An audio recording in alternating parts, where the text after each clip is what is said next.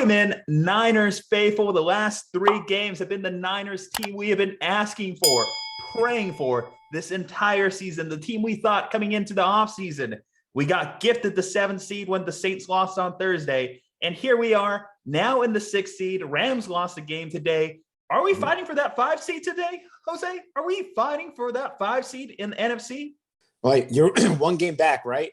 If you're 1 game back, still 6 games left in the regular season. With tiebreaker. With a current tiebreaker right now. We obviously finished the regular season in Los Angeles against those very same Rams. So that game 6 weeks from now could actually be so huge, so monumental for like a real playoff run here.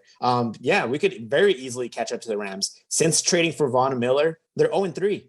You know, who would have thought that? And since that time as well, the Niners are 3-0.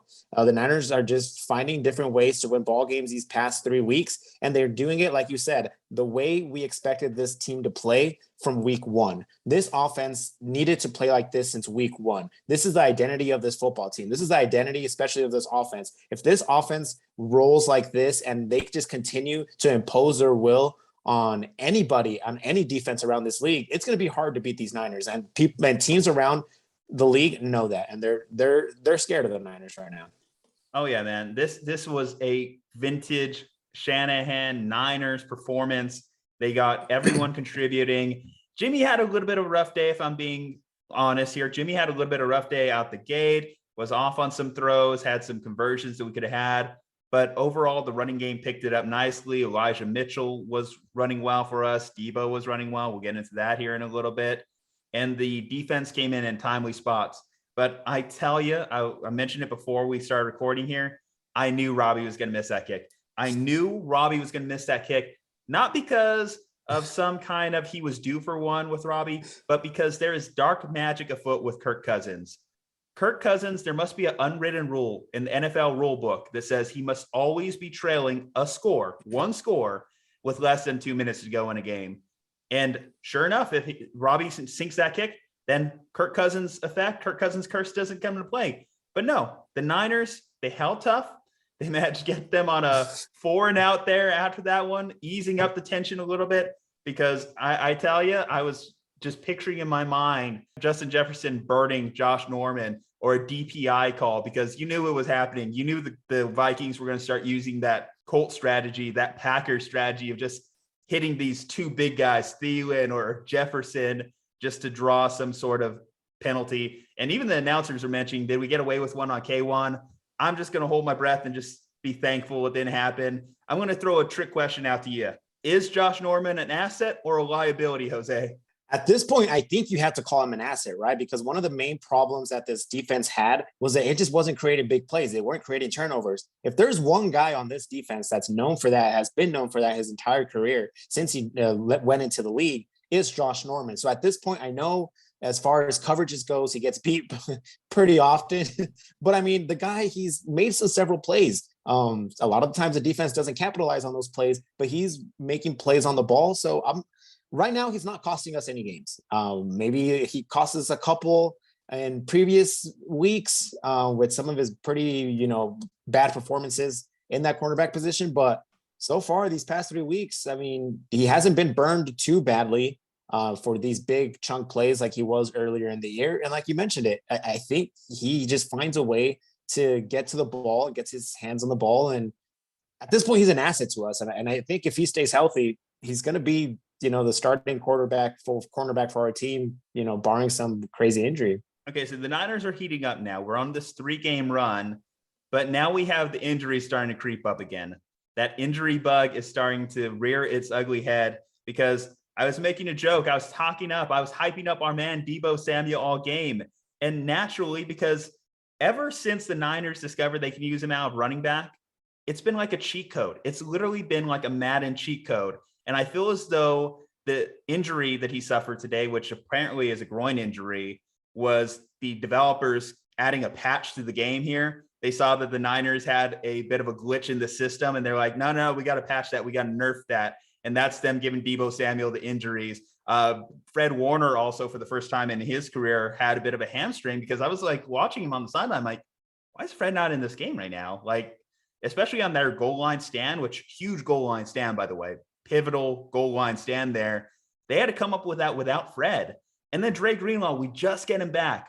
Speaking of groin injuries, we just get him back from major groin surgery this year, and he's back. I hate soft tissue injuries because groins, hamstrings, calves, quads, they always find a way. I feel as though back injuries are worse. I joked on the Slump Buster podcast today. I was like, I almost feel like sometimes it's almost just better to tear your ACL, because if you're just dealing with a groin or a hamstring, that just could take out your whole season, and you just kind of play this game week in and week out with it. Yeah, I mean, and it's happening right as soon as we were starting to get healthy, right? You mentioned we got Dre Greenlaw back this game. Elijah Mitchell was banged up, didn't play last week. He came back and had an absolutely phenomenal game as well.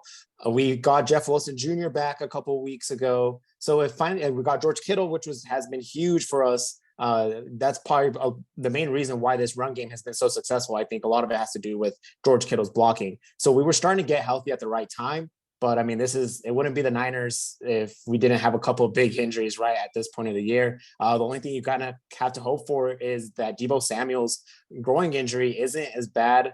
We hope it's not as bad as it kind of seemed like it was, because he was in that blue tent for a while. But the one positive thing about that is that he stayed on the sideline. Usually whenever they get checked out in the blue tent and they take him all the way into the locker room, that's usually not a good sign. But the fact that he stayed on the sideline, that kind of gives me some hope that it's not as serious as we think. And we'll have to just kind of see how it goes from here on out with his injury, because if we lose him for even a couple weeks, I mean, we're going to notice it right away. That's not a guy you don't replace. We don't have anybody that you could just throw in there and you could do what he's been able to do all year. So yeah, getting him healthy is priority number one, in my opinion, going forward.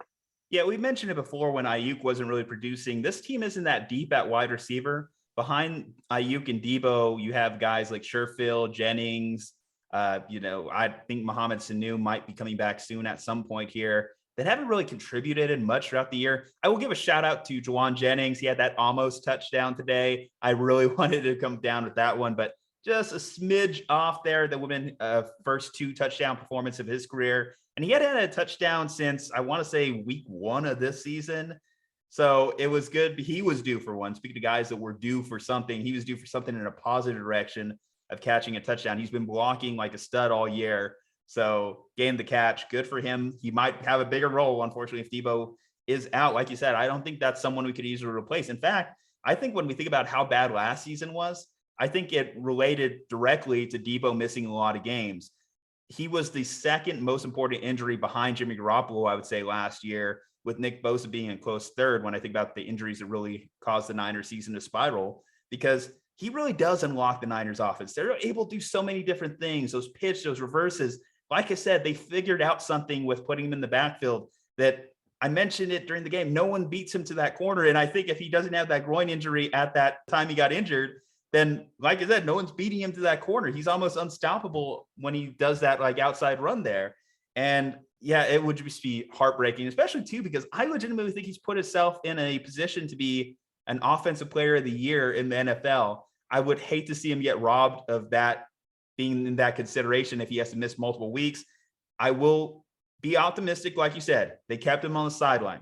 They kept him as a questionable tag and didn't rule him out for the rest of the game. The only thing is they didn't even have his helmet next to him, or he didn't have his helmet on the rest of the game. So that makes you think maybe it's a little bit more serious than they want to let on, but maybe it's not as serious as we originally thought when he went down and just looked completely distraught. He looked cheerful on the sideline. So I'll kind of look into that and maybe say like, okay, that's probably a positive there. Dre Greenlaw being out. I mean, we've been out without Dre this entire season, and it has sucked. That's why we were really thinking, oh man, our run defense could really get a big boost here by getting Dre Greenlaw back. And if anything, we needed him for next week. We need him for next week. He needs to be healthy.